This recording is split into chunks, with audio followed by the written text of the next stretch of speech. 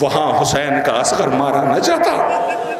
نہیں، میں اپنی بات پہنچا نہیں پایا ہوں، ٹھہر جائیے۔ بنارس کاشی آستھا کی نگری ہے، آستھا، جہاں پر لوگ آتے ہیں، مندروں کے اندر جاتے ہیں۔ آپ کو پتہ ہے وہاں بھی محرم ہوتا ہے۔ کیسے ہوتا ہے؟ 10 محرم کا جلوس نکل رہا ہے، جلوس سڑکوں سے گزرتا ہے۔ آپ اکثر دیکھیں ہمارے جلوسوں کے اندر ہمارے بزرگ شامل ہوتے ہیں جو جلوس کے آگے آگے چلتے ہیں، سیاہ لباس پہنے ہوئے۔ ایسے ہی آگے آگے چل رہے تھے، انہوں نے دیکھا ایک بالکل بوڑھی عورت، ایک ضعیف عورت، چہرے پہ جھریاں پڑی ہوئی، کمر جھکی ہوئی، بڑی جلدی جلدی آئی۔ جلوس 10 محرم کا نکلنے والا تھا جس راستے سے، وہاں آ کر کے اس سے پوچھتی جو سیاہ لباس پہنا تھا، بھائی یہ بتاؤ جلوس کتنی دور رہ گیا ہے؟ اس نے کہا بس پاس ہے، آنے والا ہے۔ یہ فوراً چلی گئی۔ تھوڑی دیر بعد پھر آئی، اس نے پھر دیکھا، اور اس کے بعد اس نے پھر اسی سے پوچھا جلوس کتنی دور رہ گیا ہے؟ اس نے کہا بتایا نا، بس تھوڑی دور رہ گیا، آ رہا ہے۔ وہ پھر واپس چلی گئی۔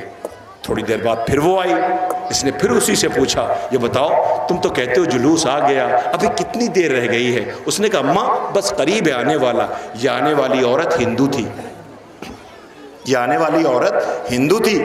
اس نے کہا کہ بس کتنی دور؟ اس نے کہا بس قریب آ گیا۔ کہا تم تو کہتے ہو کہ بالکل قریب آ گیا ہے، اتنی دیر کیسے لگ رہی ہے؟ اس نے پوچھا کہ یہ بار بار کیوں آتی؟ اس نے پوچھ لیا اماں تم اتنا پریشان کیوں ہو، جلوس کو کیوں پوچھ رہی ہو؟ کہا جاننا چاہتے ہو؟ کہا ہاں۔ کہا آؤ تو میرے ساتھ۔ یہ ضعیفہ، یہ بوڑھی عورت، یہ ماں اس کو لے کر کے عزادار کو اپنے گھر گئی۔ کہا آؤ آؤ میرے گھر آؤ۔ اپنے گھر لے کر کے آئی۔ آنے کے بعد دروازہ بند تھا، اس نے اپنے کمزور ہاتھوں سے اس دروازے کو کھولا۔ کہا آؤ گھر کے اندر آ جاؤ۔ وہ عزادار حسینی گھر کے اندر گیا۔ اب جو دیکھا آنگن میں پلنگ کے اوپر ایک چھوٹا سا بچہ رو رہا ہے۔ اس نے پوچھا کیا یہ بیمار ہے؟ کہا نہیں نہیں بیمار نہیں ہے، میں اسی لیے تو پوچھ رہی تھی ابھی جلوس کتنی دور رہ گیا ہے، جلوس کتنی دور رہ گیا ہے۔ کہا یہ رو کیوں رہا ہے؟ کیا یہ بیمار ہے؟ کہا نہیں بیمار نہیں ہے۔ کیا کوئی تکلیف ہے؟ کہا نہیں کوئی تکلیف بھی نہیں ہے، میں اسی لیے تو پوچھ رہی تھی جلوس کتنی دور رہ گیا ہے۔ کہا بتاؤ نا یہ رو کیوں رہا ہے؟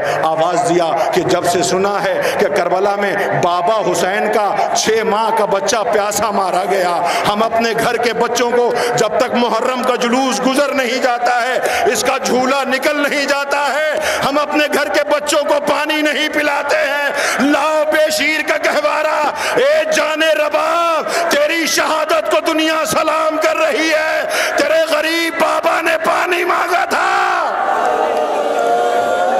نہیں ٹھہر جاؤ، اللہ اکبر، قیامت ہے۔ ہائے حسین اصغر کو لے کے جب گئے ہیں تو رباب بے چین تھی، پوچھ رہی تھی اے میرے والی و وارث میرے بچے کو پانی مل گیا؟ حسین نے آواز دیا رباب آ گیا تیرا اصغر، مقتل سے لوٹ کے آیا ہے حسین کا اصغر۔ رباب مانگ رہی ہے، ماں مانگ رہی ہے۔ حسین کہتے ہیں رباب دے دوں گا علی اصغر کو، مگر اتنا بتاؤ میں کون ہوں؟ آقا آپ امام وقت ہیں۔ آواز دیا رباب پھر جو دے دوں اسے لے لینا۔ رباب نے بیٹے کو خون میں نہایا دیکھا، رباب تڑپ کے رہ گئی۔ لو اسی بے شیر کا گہوارہ آیا، یہ چھوٹا سا جنازہ ہے۔ ہائے اصغر تیری مظلومی کو سلام، اے بے شیر تیری چھوٹی سی میت دیکھ کے دنیا تڑپ جاتی ہے، تیری کمسنی کو سلام۔ یہ گہوارہ جانے رباب ہے۔ ہائے وہ ماں جو گہوارے کی جلی ہوئی لکڑیاں اپنے دامن میں لیے، اللہ اکبر۔ ہائے رباب کے پاس بچا کیا ہے؟ 2 امانتیں لے کے کربلا آئی تھی، ایک زندان میں مر گئی، ایک کربلا میں مارا گیا۔ رباب کا جب دامن کھولا گیا تو کیا دیکھا گیا؟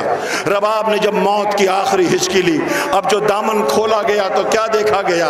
رباب کے دامن سے سکینہ کے کان کے چھوٹے چھوٹے بندے، اصغر کا جلے ہوئے گہوارے کی لکڑیاں، ہائے جو دن کی دھوپ اور رات کی اوس میں بیٹھی رہتی تھی، آواز دیتی تھی اے میرے والی و وارث میں لوٹ کے کیا کروں گی گھر جا کر کے، میرے پاس بچا کیا ہے؟ شہزادے رباب کے شہزادے کا گہوارہ اور یہ چھوٹی سی میت اور جنازہ ہے۔ اصغر ہے اصغر، اصغر ہے اصغر، گردن پہ تیر کھا کر دنیا سے جانے والے